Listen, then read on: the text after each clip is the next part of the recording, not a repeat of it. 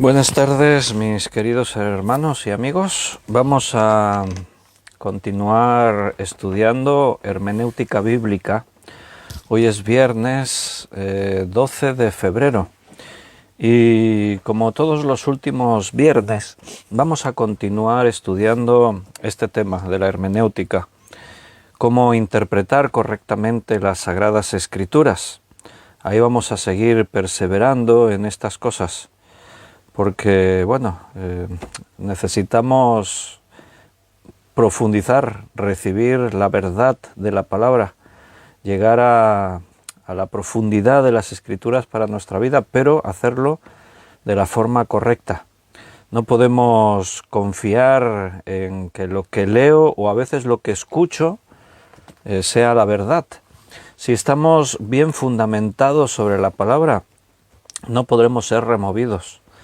Nadie nos podrá engañar. Necesitamos tener las herramientas, las claves para conocer realmente cómo sé que lo que leo, lo que me dicen de la Biblia es la verdad. Bueno, necesitamos utilizar estas herramientas importantes que nos da la hermenéutica para estudiar correctamente, para recibir la verdad, solo la verdad, y no añadir ni quitar nada de lo que tenemos en el texto sagrado. Entonces vamos a hacer una oración y vamos a estar esta horita más o menos estudiando hermenéutica bíblica. Oramos. Señor, gracias por este momento, esta oportunidad de reunirnos otra vez los hermanos. Gracias, Señor, porque estás con nosotros y nos guías, confiamos en ti. El Espíritu Santo es nuestro Maestro, Él nos lleva a toda la verdad, nos enseña todas las cosas y necesitamos, Señor, esa tu dirección para que todo lo que hagamos y digamos ahora a partir de este momento sea algo guiado por ti, que venga de ti, Señor, que alimente nuestro espíritu y nos ayude, Señor, a asentar esas bases necesarias para proclamar siempre tu verdad, el mensaje de la Escritura sin adulterar, sin cambiar nada, Señor. Gracias por mis hermanos que cada día te buscan con ese hambre por tu palabra. Bendícelos y cuídalos, dale sabiduría también. Te lo pedimos todo en el nombre de nuestro Señor Jesucristo. Amén. Muy bien, queridos hermanos, pues vamos a seguir con la hermenéutica bíblica. Hoy, como todos los viernes, es un día así como más académico, entonces ahí estáis los estudiantes, los que están ahí metiéndose en este estudio de hermenéutica, que sabemos el día que empezó, pero no sabemos cuándo terminará. Ahí vamos extendiéndonos viernes tras viernes en el estudio.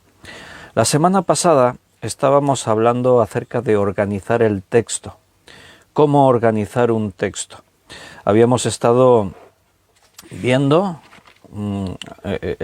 acerca del libro, identificar el tema del libro. Habíamos visto hace 2 semanas el ejemplo de Filipenses, preguntábamos cuál es el tema principal de Filipenses, y viendo las palabras que más se repiten, lo que el mismo texto dice que para qué fue escrito, etcétera, vimos que el tema central de Filipenses era la unidad de los creyentes, la unidad de su iglesia. Y después, la semana pasada, estuvimos viendo otro ejemplo. Preguntamos cuál es el tema principal de la primera carta de Juan. Y así pues muchos recuerdan de haber escuchado, que yo lo he dicho a veces, que primera de Juan es la carta del amor. Sí, pero no nos estamos refiriendo a que ese sea el tema principal, porque el amor ¿a qué? ¿Por qué? ¿Para qué? ¿Cómo? El amor se puede estudiar desde muchas perspectivas. El amor sí, pero ¿qué tema acerca del amor? Entonces estuvimos viendo a ver qué palabras se repiten, sobre qué trata. Vimos así un ejemplo en profundidad para averiguar cuál es el tema principal de primera de Juan. Y entonces, bueno, llegamos a la conclusión de que el tema principal es tener la certeza de la salvación. ¿Quién es un verdadero cristiano? De eso está tratando primera carta de Juan. Y comenzamos a hablar la semana pasada sobre cómo organizar el texto. ¿Cómo desarrolla el autor el tema principal del libro? Ya sabemos cuál es el tema principal del libro, pero ¿cómo se organiza, cómo se desarrolla ese tema principal a lo largo del libro? Entonces nosotros queremos organizar bien el texto, tener una visión ordenada del pasaje, porque yo quiero recibir el alimento, yo lo quiero compartir con alguien, voy a predicar, voy a enseñar, voy a dar una clase escuela dominical, voy a compartir con alguien un devocional, le quiero predicar el Evangelio. Entonces yo quiero organizar el texto y quiero ver el orden, los puntos, todo. Entonces lo primero que dijimos es que hay que empaparse bien del texto que yo quiero organizar. Léelo las veces que hagan falta. Y entonces, a continuación, vamos a ver 4 puntos que tenemos que realizar. El primero lo comentábamos ya la semana pasada. Tenemos que identificar los párrafos. Entonces, estábamos hablando, de esto hablamos ya un poquito la semana pasada, estoy retomando donde lo dejamos para continuar, ¿vale? Decíamos que un párrafo es la unidad ideal para realizar un estudio sobre cualquier tema bíblico. No es tan propio sacar un versículo, voy a predicar sobre este versículo, es más apropiado un párrafo. Hoy mi devocional va a girar en torno a un versículo, sí, pero tendré que recurrir al contexto, al párrafo, después hablaremos un poco más del contexto. Entonces el párrafo es la unidad ideal, porque un párrafo engloba ya una serie de ideas, de conceptos, de enseñanzas. Los versículos no están sueltos, sino que giran en torno a algo. Entonces yo en el texto, si es un libro, tengo que organizar los párrafos. ¿Un párrafo qué es? Bueno, pues un bloque de versículos en el cual el autor desarrolla un pensamiento, una idea, donde hay algo en común en los versículos que ahí aparecen. Entonces, la primera tarea es identificar los párrafos. Claro, en nuestras Biblias ya tenemos mucho hecho, porque el otro día ya os apunté que la Biblia no siempre existió así tal como la conocemos nosotros ahora. Ahora nosotros tenemos la Biblia y para encontrar cualquier texto nos remitimos a capítulos y versículos, libros, capítulos, versículos. Pero cuando la Biblia se escribió y durante años, la Biblia no constaba de capítulos ni versículos. Eso es algo que se añadió. Yo la semana pasada creo que ya os di algunas referencias de cuándo ocurrió eso. Vimos que la Biblia se escribieron en tablas de piedra, se escribió en tablillas, se escribió en rollos de papiro, de pergamino, de que se han encontrado manuscritos muy antiguos escritos sobre rollos de piel. Entonces, desde el siglo XIII se fueron añadiendo capítulos a la Biblia. En el año 1551, el impresor Robert Estienne, conocido como Stephanus, es el que publica una nueva edición del Nuevo Testamento griego de Erasmo e incorpora los versículos. Y 2 años después, o sea en el 1553, aparece la Biblia que él imprime, Erasmus, la primera Biblia, así tal como ahora la tenemos nosotros, con capítulos y versículos. Entonces, a partir de ahí, se hacen divisiones en la Biblia. Esas divisiones, si estamos mirando Reina Valera, yo tengo aquí la versión Reina Valera, ¿vale?, que es la que solemos utilizar más frecuentemente, así como guía en los estudios, en las lecturas, en todo lo que hacemos.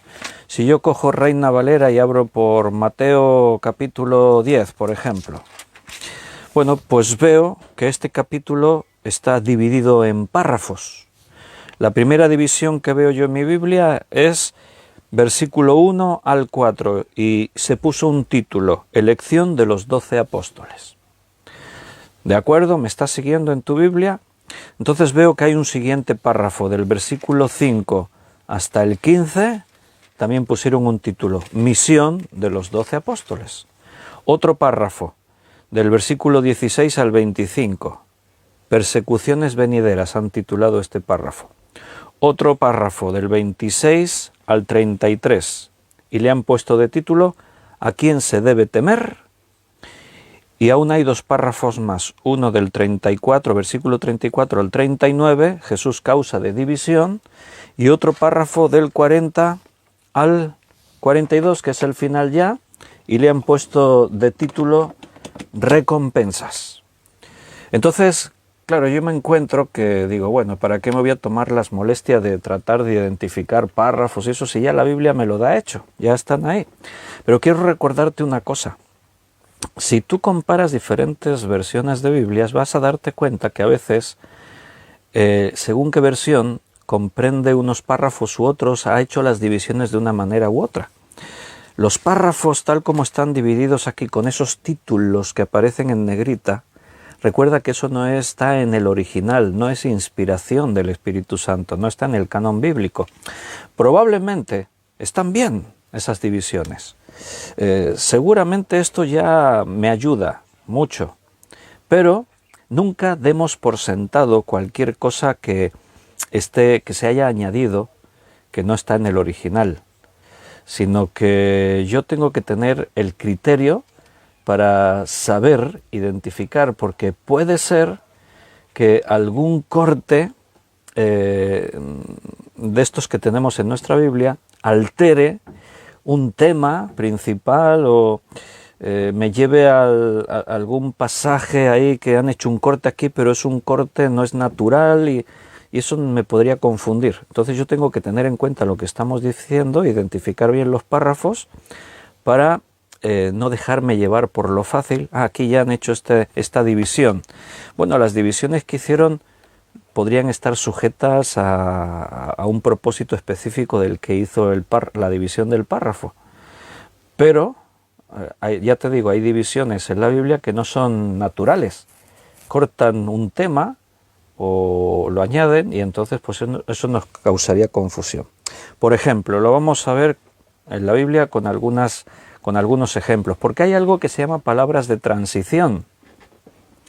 Las palabras de transición es la pista que nos dejó el autor que escribió originalmente para ir guiándonos en la lectura, en el estudio, ir ligando una idea con otra. A eso llamamos palabras de transición. Lo vamos a entender mejor con ejemplos, ¿vale? Entonces vamos a ir a Efesios, por ejemplo, vamos a ver un texto en Efesios, capítulo 3.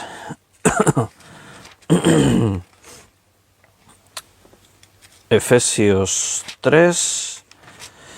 Si tú te fijas en tu Biblia, aquí se han hecho divisiones, ¿vale? O sea, en el original era un texto seguido, no había ni capítulos, ni versículos, ni títulos dividiendo párrafos. Era todo un texto seguido porque era una carta. Una carta empezaba con una salutación, un saludo, tenía un bloque central explicando el propósito y terminaba con saludos, la despedida, etcétera, etcétera. Entonces, si tú te fijas, Reina Valera, bueno, tú vas mirando y en el capítulo 1 ya hay unas divisiones, salutación, versículo 1 y 2, del 3 al 14 pone bendiciones espirituales en Cristo, del 15 hasta el 23 el espíritu de sabiduría y de revelación, y después ya comienza el capítulo 2 y hay otra división de párrafos, salvos por gracia hasta el versículo 10, del 11 al 22 pone otra división, reconciliación por medio de la cruz, y en el capítulo 3 comienza otro párrafo. Pero ahora vamos a ver estas palabras de transición. Y si tú lees en el versículo 1 del capítulo 3, dice: por esta causa yo, Pablo, prisionero de Cristo Jesús por vosotros los gentiles, si es que habéis oído, etcétera, etcétera, y sigue, ¿no? Esa es la palabra de transición o palabras de transición. Por esta causa. O sea, por esta causa me está ligando a lo anteriormente dicho.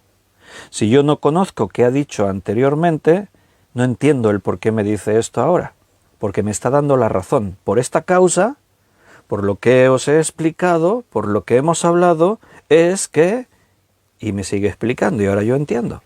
Entonces, el problema es que al tener yo divisiones en capítulos, en versículos, en párrafos con títulos, yo a veces me desconecto. Llego al capítulo 2, versículo 22, que es el último del capítulo, en quien vosotros también sois juntamente edificados para morada de Dios en el Espíritu. Ya está, ya acaba un capítulo. Parece que hemos terminado un tema, que ahora ya el capítulo 3 empieza con otra cosa distinta, pero por eso el autor nos dejó estas pistas para que pudiésemos seguir el argumento en el texto. Y esas palabras de transición nos ayudan a entrelazar una cosa con otra. Por esta causa yo. Y ahí tenemos esa unión. Más ejemplos. Mira, en Primera de Tesalonicenses, capítulo 2, versículo 13. Primera de Tesalonicenses 2:13. Nuevamente, ahí también te encuentras una palabra de transición, por lo cual, también nosotros sin cesar, por lo cual esto te está dando una razón de lo que ha dicho anteriormente. Te extiende para que sigas leyendo. En el 3:1, ahí hemos terminado capítulo, comenzamos capítulo. Ahora fíjate que eso también a veces ocurre en estas divisiones que los traductores o editores hicieron, que aquí con el final del capítulo 2 no cierran un párrafo. El párrafo continúa. El párrafo empezó en el capítulo 2, versículo 17. Ausencia de Pablo de la iglesia, y continuó todo el capítulo 3. O sea, en el capítulo 3 no termina un párrafo, continúa. Yo a veces pienso, ha terminado el capítulo, empieza otro capítulo, tema nuevo. No. Por lo cual, dice también aquí en el 3:1, o sea, me está todavía ligando todo lo anteriormente dicho en esas palabras de transición. Más palabras de transición, estamos viendo algunos ejemplos. Segunda de Pedro, 3:14. Por lo cual, oh amados, estando en espera de estas cosas, por lo cual, o sea, está hablando de que del día del Señor, que cómo vendrá, cómo será, por lo cual, amados, en espera de estas cosas, procurad con diligencia. O sea, si yo no he leído lo anterior, no entiendo por qué me está diciendo esto. Palabras de transición, por lo cual. Otra de las palabras de transición muy utilizadas en la escritura es el por tanto. Pablo lo usa mucho. Por tanto, podemos ver algún ejemplo en Filipenses, por ejemplo, capítulo 2, versículo 1. Nuevamente nota que hemos terminado un capítulo y párrafo, comenzamos párrafo y capítulo, según las divisiones que ha hecho Reina Valera, pero ahí la palabra de transición me conecta con lo anterior. Por tanto, si hay alguna consolación en Cristo, el por tanto es otra forma de unir un texto con otro, párrafos unos con otros. Yo tengo que saber identificar esas palabras de transición cuando estoy estudiando la escritura y estoy desarrollando un texto para entender, darme cuenta si terminó ahí el párrafo, si continúa, si esto tiene que ver con lo dicho anteriormente. Hebreos 12:1. Por tanto, nosotros también, teniendo en derredor nuestro tan grande número de testigos, o sea, no ha cambiado el tema. Hebreos 11 es el capítulo de la fe. Nos está hablando de los héroes de la fe. Por tanto, nosotros también, si yo ignoro lo que dice Hebreos 11 y digo, voy a dar un estudio o voy a tener mi devocional sobre el capítulo 12 de Hebreos porque he visto ahí el título y me gusta, puestos los ojos en Jesús. Me gusta este título. Recuerda que el título y esta división la hizo un traductor, no estaba en el original. Entonces yo empiezo a leer, por tanto nosotros también, teniendo en derredor nuestro tan grande nube de testigos, y yo pienso, claro, nosotros alrededor tenemos siempre una gran nube de testigos. Se refiere a las personas que nos observan. Bueno, pues no se refiere a eso. Por tanto, me está ligando a lo dicho anteriormente. ¿De quién estaba hablando anteriormente? De los héroes de la fe. de un montón de personas con nombre propio: Abraham, Enoc, Noé, Rahab, Jacob, José. Pero además está hablando en la parte final del capítulo de Sansón, de Gedeón, de Barak, de Jefté, de David y de otros muchos que murieron por causa de su fe y que ni nos dice los nombres. Por tanto, teniendo en derredor nuestro esta tan grande nube de testigos, ¿a quién se está refiriendo con esa gran nube de testigos? A estos personajes de la fe. Ellos son ahora testigos de nuestra vida, de lo que hacemos, de lo que no hacemos. Una vez leí a alguien, no sé qué libro era, qué escritor era, pero decía: imagínate, hablando de esto, imagínate que tú estás corriendo una carrera, una maratón, ¿no? Por ejemplo, y después de haber hecho todo un recorrido urbano, estás por ahí, llegas al estadio.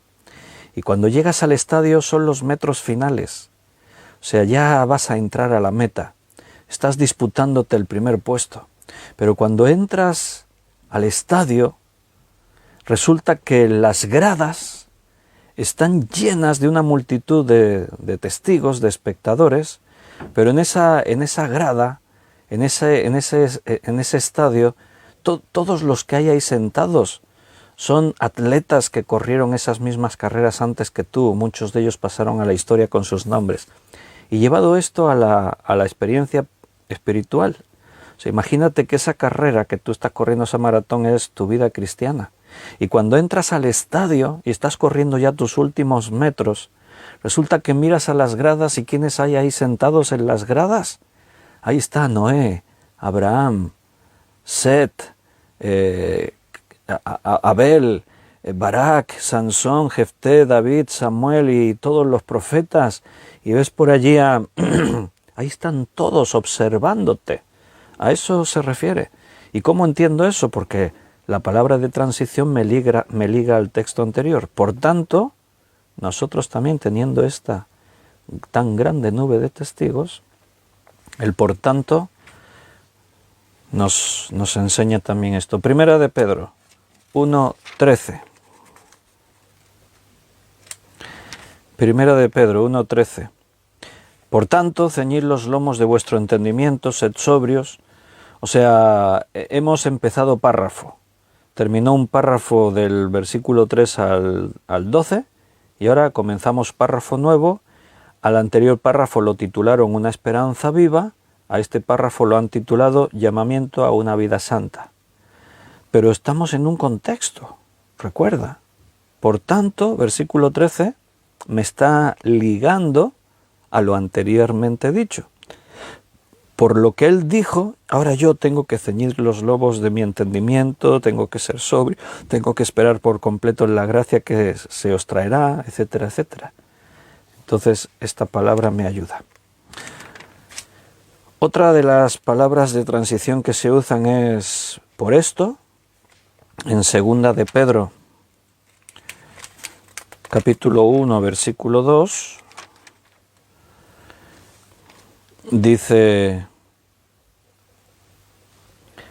¿qué he dicho? Segunda de Pedro 1:12, perdón, 1:12. Por esto yo no dejaré de recordaros siempre estas cosas. Por esto me está dando la razón de por qué tengo que hacer esto, por lo que ha dicho anteriormente. O expresiones como la que le dice Pablo a Timoteo en 2 Timoteo 2:1. Tú pues, Timoteo, tú pues, ya que te he explicado todo esto, tú pues, o como dice también aquí en 1 de Juan 4:1, puesto que, eso también son palabras de transición, puesto que, o en 2 de Corintios 7:1, cuando Pablo dice así que, o como dice en 1 de Corintios 15:12 o Gálatas 4:1, pero, el pero, sigue el argumento. Sí, todo esto es así, pero... Entonces, todas esas palabras de transición siempre tú las tienes que tener muy en cuenta. Tienes que estar siempre atento para identificar. Yo sé que todo esto os puede parecer que es muy confuso. ¿Cómo voy a poder yo estar atento? Mira, normalmente las cosas Al principio pueden parecer así que cuesta un poco, pero todo viene con la práctica. Todo viene... al principio yo me tengo que esforzar. Los estudios los voy a hacer sobre párrafos. Mi devocional estará basado sobre un texto determinado. Entonces yo aplico estos principios que aquí estamos dando, los aplico a esos párrafos. Yo me fijo si hay palabras de transición ahí en medio de lo que yo estoy estudiando. Y entonces esas palabras de transición me ayudan a tener un conocimiento más adecuado del texto que estoy estudiando. Bueno, muy bien, ¿cómo estáis hasta ahora? No os he dicho nada, no, ni siquiera hoy leí los comentarios de los que habéis saludado porque no me aparecían aquí en la tablet. He abierto ahora el móvil y he visto que, bueno, ahí Liliana saludó, y Paco Rosario, y Tamara, y Beatriz, Juan Vázquez, Benito, y no sé si otros, porque ahí en el móvil me aparece solo una parte de los comentarios. Vale, ¿me estáis siguiendo? Sí. ¿Cómo organizo un texto? Primero, identificar los párrafos. Segundo, dar un título a cada párrafo. Dice, bueno, pero esto ya está hecho, ¿no? Ahí en Reina Valera. Sí, en otras versiones. Pero ahí es donde yo tengo que también no suponer que el título que pusieron ya está bien y es correcto, sino que yo, como mi objetivo es sacar todo el alimento de la palabra, enriquecerme lo máximo posible, yo quiero hacerlo yo. Mira, hay versiones que no tienen títulos, no han hecho divisiones con párrafos. ¿Por qué? Pues bueno, pues eso, para ayudar al estudiante a que sea él quien lo haga. Pero normalmente la mayoría de las versiones que tenemos ya vienen con los párrafos hechos, con los títulos puestos. Puedes comparar diferentes versiones y ver que a veces de una versión a otra cambia el título que se puso, e incluso podría verse una diferencia en la división del párrafo. Entonces, para darle un título a cada párrafo, yo tengo que saber cuál es el tema que predomina en ese párrafo. Entonces yo tengo que leerme todo ese pasaje bien, tratando de hacer todo lo que hemos hecho hasta ahora, ver qué palabras se repiten más, si el mismo párrafo me dice para qué se escribió eso, identificar el tema principal para poderle poner un título. Yo tengo que ponerle un título al párrafo. Tener que dar un título a cada párrafo me obliga a identificar lo más importante del párrafo, que es el tema. Entonces, esa es la intención. Tercera cosa que tengo que hacer para organizar un texto. Tercera cosa, redactar un bosquejo de ese texto. Si es un libro, pues un bosquejo del libro. Si es el párrafo, puedo mirar a ver qué puntos, qué principios hay en ese párrafo. Normalmente, para redactar un bosquejo, si el texto es muy corto, es más difícil que yo pueda redactar un bosquejo. Para hacer un bosquejo de un libro es más fácil. Por ejemplo, hacer bosquejos de libro, eso es muy importante. Así yo sé de qué va el libro. Yo veo las diferentes partes haciendo ese bosquejo. ¿Cómo hago el bosquejo del libro? Bueno, tengo que observar detenidamente lo que el autor dice. El bosquejo tiene que ser breve. No puedo hacer un bosquejo muy largo. Versículo 1 dice esto, versículo 2 dice esto. No, entonces no es un bosquejo, es un comentario. Un bosquejo es sacar las partes, las divisiones principales del libro, bosquejarlas y así de una sola mirada yo ya tengo una idea de qué va el libro que voy a estudiar. El bosquejo lo que hace es darme una perspectiva general. Y el bosquejo se puede hacer sobre esa perspectiva histórica o desde una perspectiva doctrinal o desde una perspectiva devocional. Entonces el bosquejo puede estar enfocado de diferentes maneras. Y cuarta cosa que tengo que hacer para organizar el texto es consultar. A partir de ahí, cuando llego a este punto, es cuando yo consulto comentarios, Biblias de estudio, diccionarios, comparo unas Biblias con otras, veo que en Reina Valera lo han bosquejado así, que en la Biblia de las Américas lo bosquejaron de otra forma.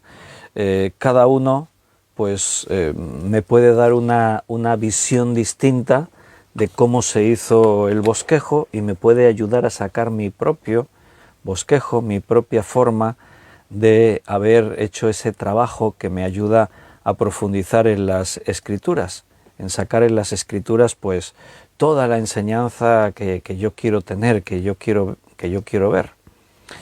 Entonces, bueno, nosotros estamos estudiando los martes, estamos estudiando Hechos de los Apóstoles, ¿verdad? Entonces, cuando comenzamos en la introducción, yo os empecé a mostrar un bosquejo de los hechos. Cuando tú vas a desarrollar un estudio así de un libro, como estamos haciendo los martes, pues siempre vamos viendo esas partes. Nosotros en Hechos ya hemos estudiado el capítulo 1. Ahí teníamos un bosquejo. Bueno, dijimos que sacamos 3 grandes bloques de todo el libro de Hechos. Del capítulo 1 hasta el capítulo 8, versículo 3, lo llamamos la iglesia establecida en Jerusalén. Del capítulo 8, versículo 4, hasta el capítulo 12, versículo 25, tenemos una segunda división, que es la iglesia establecida en Palestina y Siria. Y la tercera división sería del capítulo 13, versículo 1 hasta el final, capítulo 28, versículo 21, y el título que le ponemos es la iglesia establecida en el mundo grecorromano. 3 divisiones principales.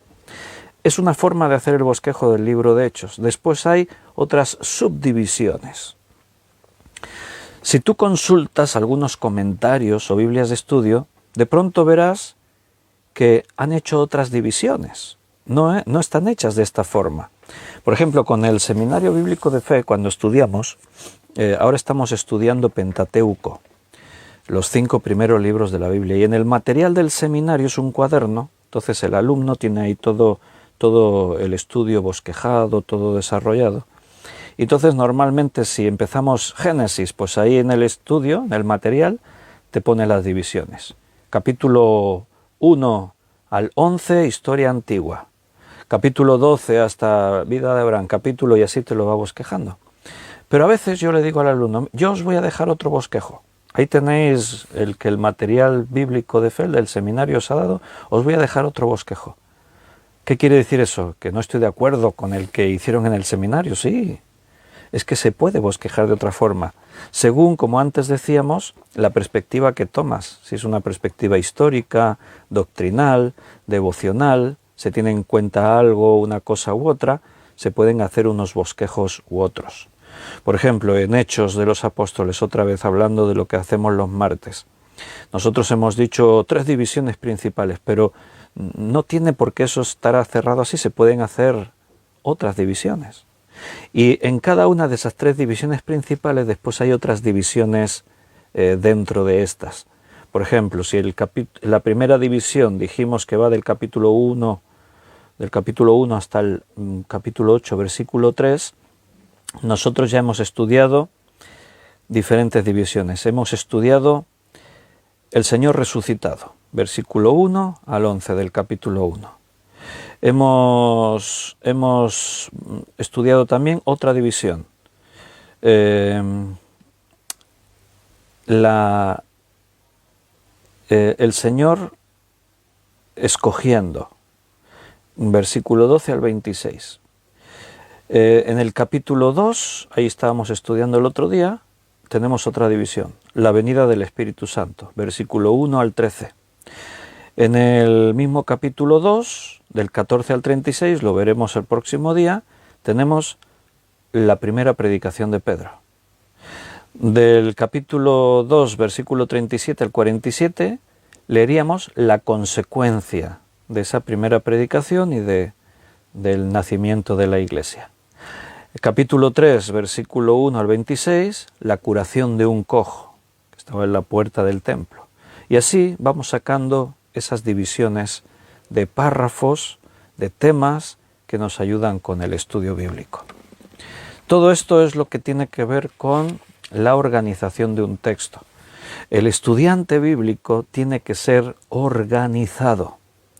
O sea, uno tiene que adquirir el hábito de estudiar ordenadamente. Yo sé que para eso hay muchos recursos. Te compras libros devocionales, las Biblias de estudio, los comentarios, pero tú mismo tienes que tener la capacidad de desarrollar tu propio estudio bíblico partiendo de la nada. La consulta ya es el último punto. Consultar comentarios, Biblias de estudio, libros de devocionales es el último punto. La Biblia tiene que ser algo íntimo para ti, personal. ¿Sabes cuál es el peligro de tomar la Biblia como a raíz de lo que otros han escrito? Que pierde parte de la esencia de esa relación personal e íntima que Dios quiere tener contigo. Cuando yo leo un devocional, sí, sobre la Biblia y leo los textos bíblicos, eso me habla, pero al final es un devocional que alguien hizo. Cuando yo tomo un comentario bíblico, una Biblia de estudio y me lo dan ya todo hecho, es algo que alguien hizo. Yo tengo que venir a la Escritura con una visión especial, con un propósito especial. La Biblia es para mí. Dios me habla a mí. La palabra de Dios no es una palabra muerta, es una palabra viva. Quiere decir que cuando tú lees la Biblia no solamente vas a adquirir conocimientos, incluso de historia, de temas doctrinales, no, vas a recibir un alimento para tu vida. Lo que pasa es que ese alimento viene de una forma ordenada. O sea, Dios me quiere hablar, pero no de cualquier manera. Hay una forma establecida. De ahí, ahora vamos a hablar del contexto. Ya lo hemos referido muchas veces, pero ahora vamos a analizar un poquito más qué es eso del contexto. Yo no puedo sacar un versículo, decir Dios me ha dicho esto ignorando el contexto, porque según mi momento personal, especial, yo quiero escuchar algo y a lo mejor no estoy prestando oído a lo que Dios me quiere decir, sino que estoy escuchando lo que yo quiero oír, y eso es un problema, porque entonces hacemos que la Biblia diga algo que no dice. Y entonces Dios me está diciendo algo, pero yo solo estoy escuchando una parte. Y fuera de contexto es un pretexto, una frase que alguien inventó por ahí que hasta el día de hoy no sigue. Un texto fuera de su contexto es un pretexto. No puedo recibir el alimento como a mí me interesa. Tengo que recibirlo tal cual es. De ahí que el estudiante bíblico tiene que ser ordenado. Todo tiene que hacerse dentro de este orden. Yo sé que algunos de vosotros diréis, bueno, pero yo no llego a tanto, eso de tener que identificar el tema del libro, organizar el texto, etcétera, etcétera. Para mí es muy complicado. Hermano, no te preocupes, cada uno a su ritmo, no tenemos prisa. Estamos aprendiendo cosas que a lo mejor es la primera vez que las oyes y después mucho de esto se olvida. Es normal, a todos les pasa eso, no eres único. Pero si dentro de un tiempo vuelves a escuchar esto porque otro lo estudia de otra forma, vuelves a escuchar estos principios, se te queda un poco más. Si dentro de 2 o 3 años volvemos a dar un estudio otra vez sobre hermenéutica, otra vez vas a refrescar cosas, vas a adquirir un poco más. Y de esa forma, pues, el creyente va madurando, va adquiriendo, va llenándose de conocimiento. Es diferente si tú solamente estás escuchando o si tienes un cuaderno y estás tomando notas, si me vas siguiendo punto 1 y ahí apuntas, punto 2 y ahí apuntas, entonces todo eso se te va a quedar mucho más. Entiendo que algunos no podéis estar ahí sentados tomando las notas porque algunos escucháis mientras conducís o estáis escuchando mientras hacéis tareas domésticas, etcétera. Yo entiendo cada situación personal de cada uno, pero dentro de tu situación tienes siempre que exigirte un poco más. Y aunque no buscamos convertirnos en catedráticos de la literatura bíblica y en teólogos, pero sí que tenemos que hacer lo que Dios nos ha pedido, es ser fieles y fidedignos a su palabra y no manipularla, no interpretarla negativa, o sea, erróneamente, no sacar cosas fuera de contexto, no mal utilizar la Biblia, sino utilizarla de la forma adecuada. Bien, vamos a hablar del contexto. Ya hemos hablado, el tema va surgiendo durante este curso de hermenéutica bíblica, porque es una de las principales reglas de la hermenéutica, estudiar todos los textos dentro de su contexto, ¿verdad? Pero vamos a analizar un poquito más qué es eso del contexto y vamos a ver también los 7 contextos que podemos encontrar en las Escrituras. ¿Qué quiere decir contexto? Bueno, la palabra contexto es una palabra latina, viene del latín, formada por 2 palabras, con y textus. Con significa, o mejor dicho, es un prefijo que señala convergencia, que señala unidad, unión. Entonces, había un partido político aquí en Cataluña, ahora cambiaron el nombre, se llamaba Convergencia y Unión. O sea, en el latín esa palabra es con, es un prefijo que nos está señalando unión, unidad. Y textus es del latín, significa tejer, enlazar. Entonces, un contexto es la unión del enlace entre lo que está escrito. O sea, el contexto es lo que me une, me enlaza lo que estoy leyendo con lo anterior y con lo posterior. Lo que precede y sigue a un texto y lo que está directamente relacionado con ello, eso es el contexto. Entonces, todo texto tiene su contexto, lo que se dijo antes y lo que se dijo después. Y sobre el mismo tema, también el contexto es lo que está extendido por toda la Biblia. Entonces, en la Escritura siempre los textos tienen contexto, siempre, por regla general, aunque hay algunas excepciones en la Escritura. Por ejemplo, libro de Proverbios. Vamos a abrir el libro de Proverbios. Como indica el nombre, Proverbios, un proverbio es una figura retórica. Un proverbio es una idea corta con una enseñanza. Entonces, en el libro de Proverbios, no todos los pasajes tienen contexto. Por ejemplo, Proverbios capítulo 1 al 10, los primeros 10 capítulos están dentro de un contexto. Esos primeros 10 capítulos están hablando, hay diferentes secciones que hablan de la sabiduría, hay diferentes secciones que hablan de las virtudes del hombre justo en contraste con el hombre pecador, el hombre impío. Hay otras secciones que son advertencias contra el adulterio y contra la promiscuidad sexual con rameras, etc. Entonces, ahí en esos primeros 10 capítulos se puede ver este contexto. Hay unos temas establecidos. Pero el resto del libro, todo lo que después está escrito, nos encontramos, a excepción de un par de agrupaciones, de 2 o 3 versículos que pueden estar hablando de un tema, todo lo demás del libro de Proverbios, por ejemplo, si nos vamos ahí al final, sí, te encuentras la mujer virtuosa, es otro de los temas que aparecen ahí en el libro, ¿no? Pero a partir de ahí, todo el libro es un popurrí de versículos que no tienen relación entre sí, no están relacionados entre sí, porque son proverbios. O sea, tú de pronto dices, porque dice el proverbio, y te estás centrando en una idea, en un concepto. Si yo miro, por ejemplo, abro así al azar, sin haberme fijado antes en ningún texto, y mira, ahora tengo abierto aquí en Proverbios 22, y leo el versículo 1, de más estima es el buen nombre que las muchas riquezas, y la buena fama más que la plata y el oro.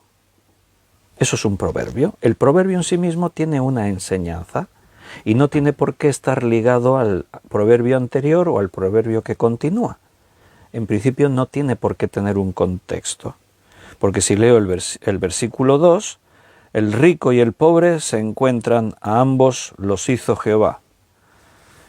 Versículo 3, el avisado ve el mal y se esconde, mas los simples pasan y reciben el daño.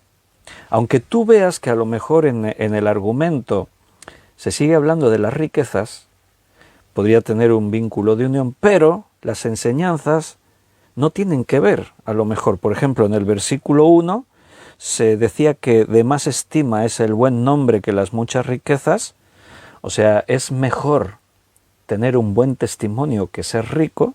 Y en el versículo 2, aunque se sigue hablando de las riquezas, pero el tema ya no es, o sea, la riqueza es un vínculo de unión, pero no es el tema. En el versículo 2 dice, el rico y el pobre se encuentran, a ambos los hizo Jehová. O sea, en el versículo 2 dice que da igual uno que sea rico que uno que sea pobre. Los dos han sido creados por Dios. ¿Me explico? O sea, no está, hay una diferencia en cuanto al otro contenido de la Biblia. Por ejemplo, tú te encuentras en Romanos 12, del 9 al 1, que hay una lista de exhortaciones. Entonces, cuando tú te encuentras una lista de exhortaciones, como cuando lees una genealogía, en principio son textos que da igual el contexto que estén.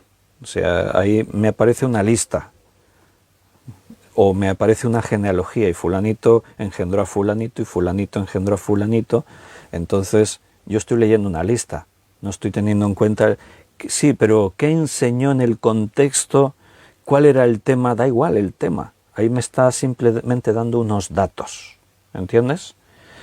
Bueno, ¿se puede predicar sobre las genealogías?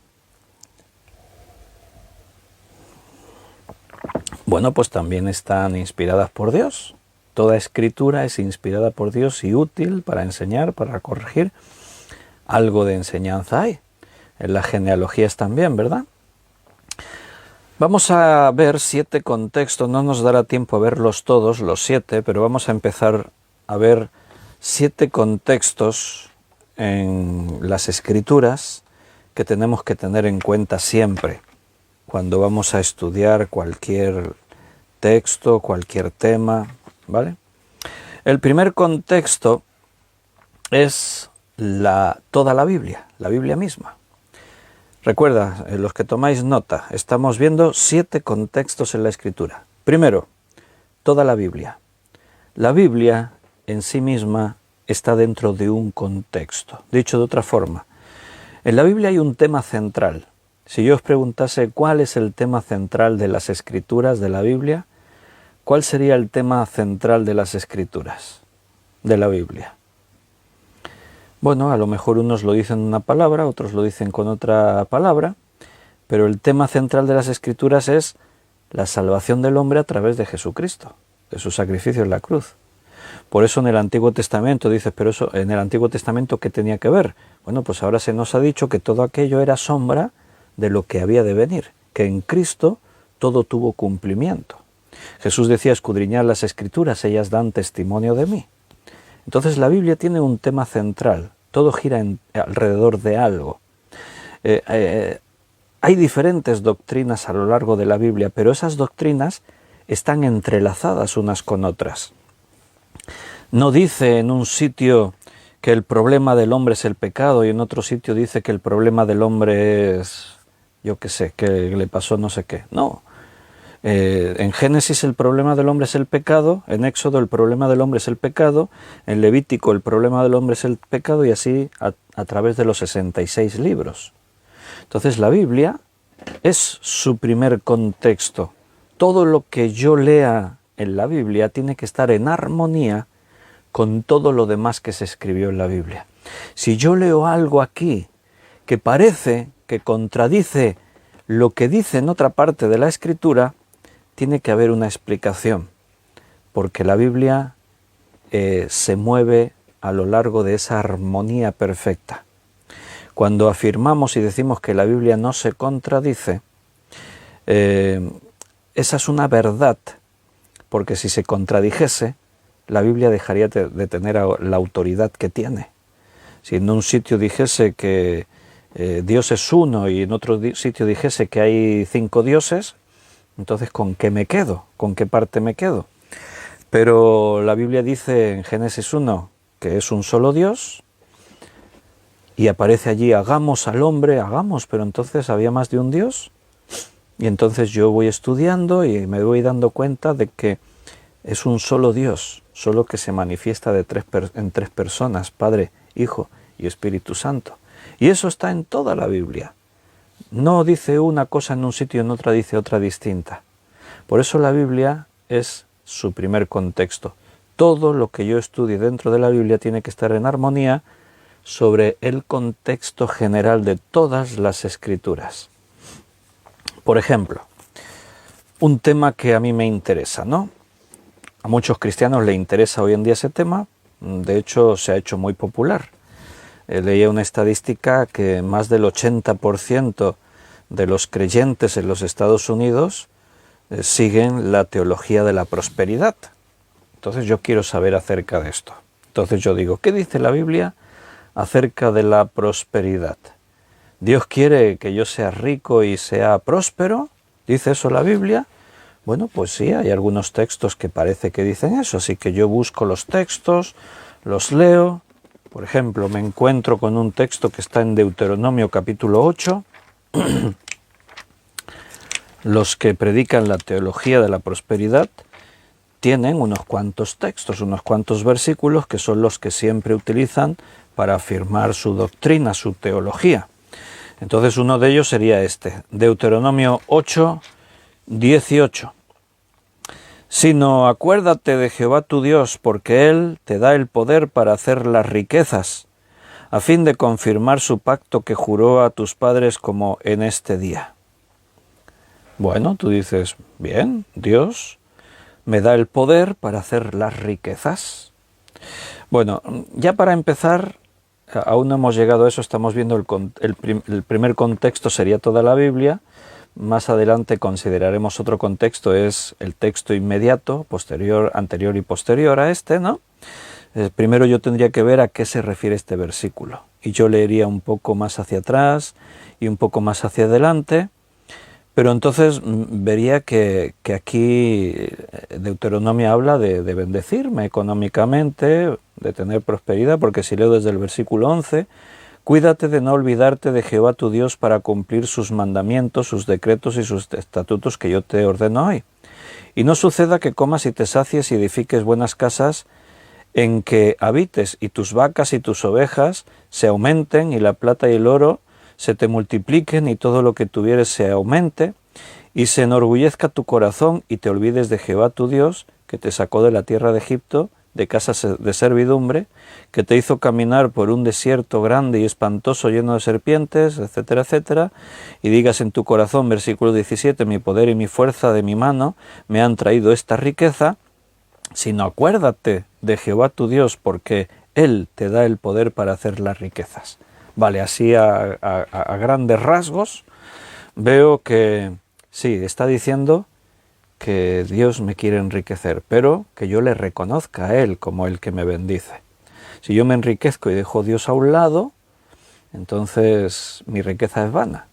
Pero si yo reconozco que es Dios quien me enriquece, entonces disfruto de las riquezas. Vale, tengo un buen texto para decir que Dios quiere enriquecerme, Dios quiere hacerme prosperar. Yo sigo buscando por la Biblia, a ver, quiero más textos porque tengo que convencer a la Iglesia de que tenemos que vivir en la prosperidad, en la riqueza, y yo sigo buscando aquí por la Biblia y me encuentro con un texto allí en tercera carta de Juan, versículo 2. Tercera carta de Juan, versículo 2. Amado, yo deseo que tú seas prosperado en todas las cosas y que tengas salud así como prospera tu alma. ¿Vale? Ahí dice prosperar en el alma, en las cosas espirituales, también salud física, pero añade que yo deseo que tú seas prosperado en todas las cosas, además de la salud y en las cosas espirituales del alma. Bueno, pues tengo otro buen texto ahí. Un texto en el que Juan manifestaba su deseo a un anciano que se llamaba Gayo, que quería que fuese prosperado en todas las cosas. Entonces el predicador de la prosperidad, bueno, pues ahí ya de este versículo ya tira del hilo y extiende ahí todas las cosas, implica tu coche, tu casa, tu cuenta bancaria, etcétera, etcétera. Y en principio el texto dice eso, todas las cosas. Pero pienso, no, pero necesito más textos, quiero tener algo más, quiero tener más argumento, porque a mí me gusta fundamentarme en la Biblia, ¿no? Y entonces yo quiero tener otro texto por lo menos que me hable de que Dios me quiere enriquecer y de que podemos justificar las riquezas en nuestra vida. Y encuentro un texto en Job capítulo 22, podríamos leer del versículo 22 al 25, por ejemplo. Toma ahora la ley de su boca y pon sus palabras en tu corazón. Si te volvieres al Omnipotente, serás edificado. Alejarás de tu tienda la aflicción, la escasez. Tendrás más oro que tierra, y como piedras de arroyos, oro de Ofir. El Todopoderoso será tu defensa, y tendrás plata en abundancia. Vaya, este texto me gusta. Este lo vamos a escribir ahí en un cuadro y lo colgaremos por las paredes. Plata en abundancia, oro como las piedras que hay en los arroyos y más oro que la propia tierra. Este texto me gusta, para predicar de la prosperidad me va a servir muy útil. Bueno, entonces aún podríamos coger más textos.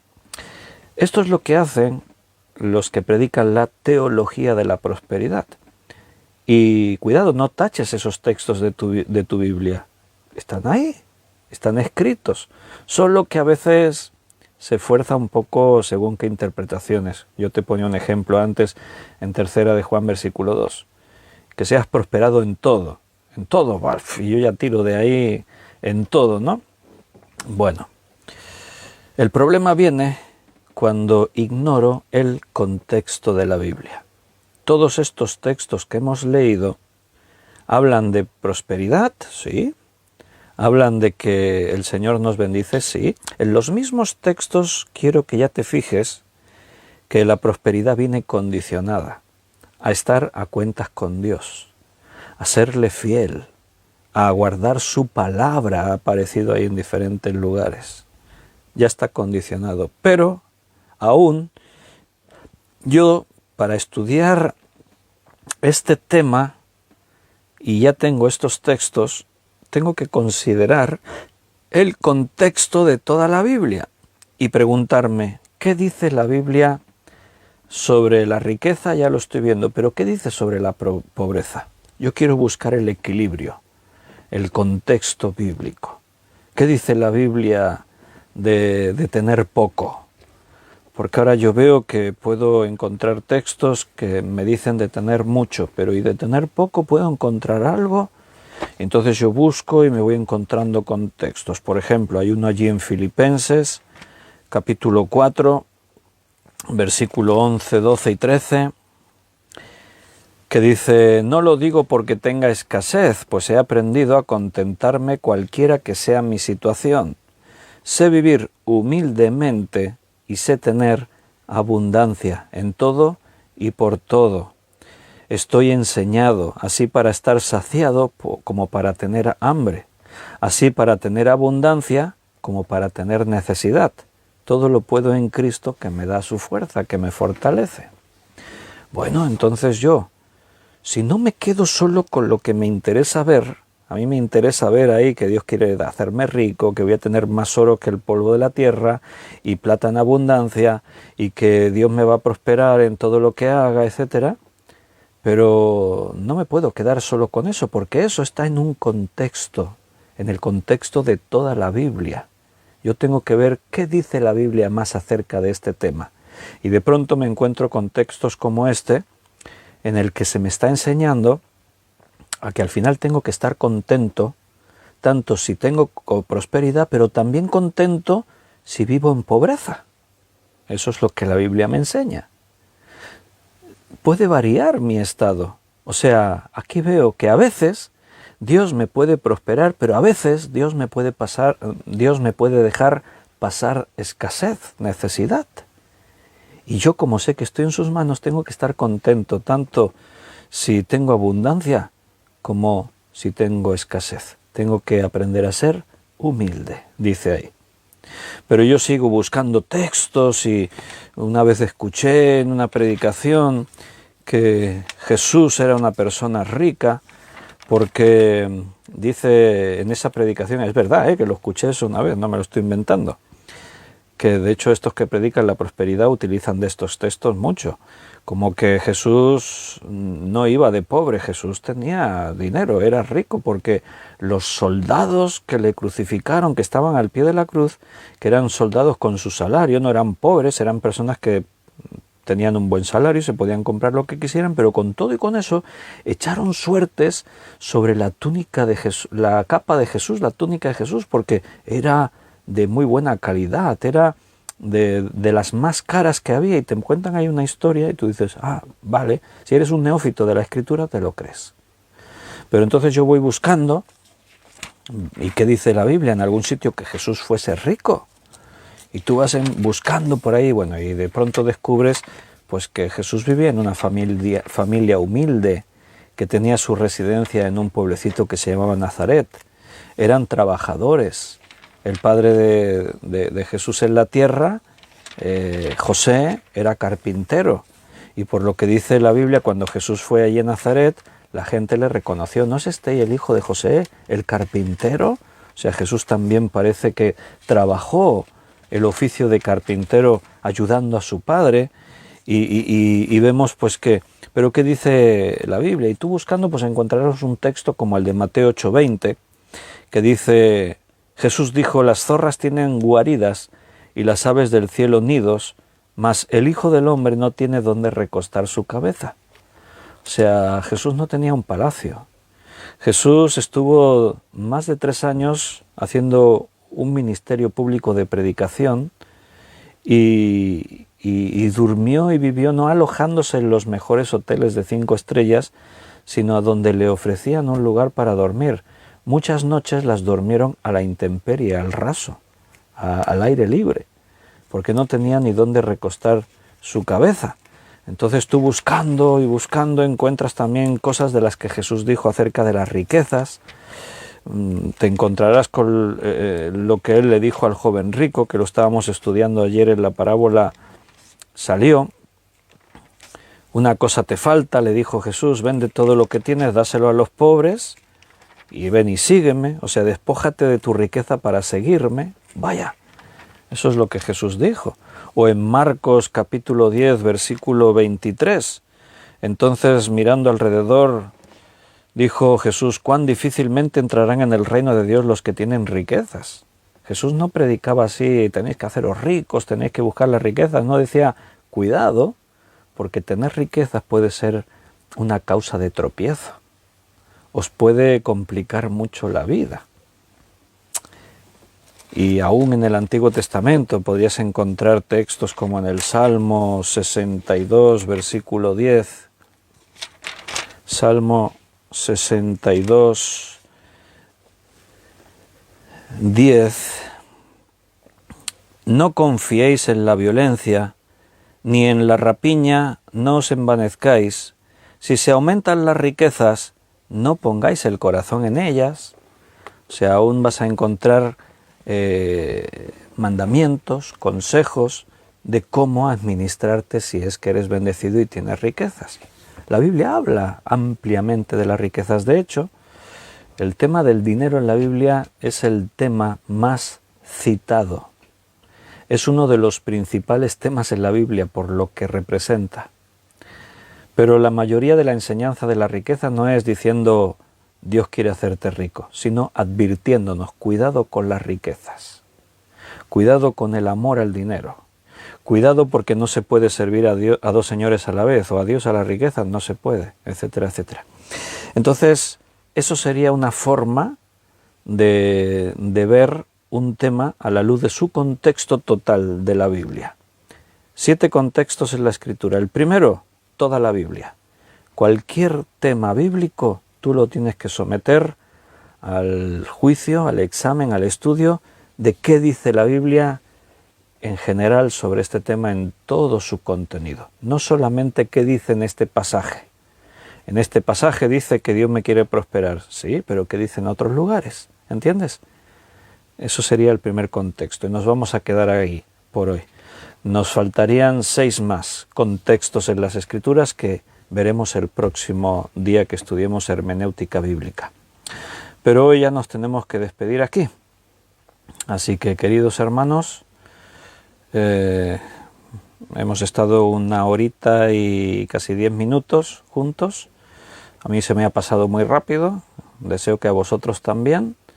Y mañana seguimos. Mañana será sábado, 13 de febrero. Y como todos los sábados, el estudio será a las 9 de la noche y seguiremos profundizando en las Escrituras. Mañana Apocalipsis. Volvemos a Apocalipsis. Lo digo para los hermanos que quieren prepararse con tiempo el cuaderno de notas. Como Yoli, por ejemplo, que ya se lo prepara todo antes del estudio. Pues mañana, Yoli, prepárate el cuaderno de Apocalipsis, porque si Dios nos lo permite, seguiremos estudiando esto. Un fuerte abrazo, queridos. Yo ahora me voy a ir a dar una clase de seminario con los alumnos y si Dios nos lo permite, pues mañana nos volvemos a ver.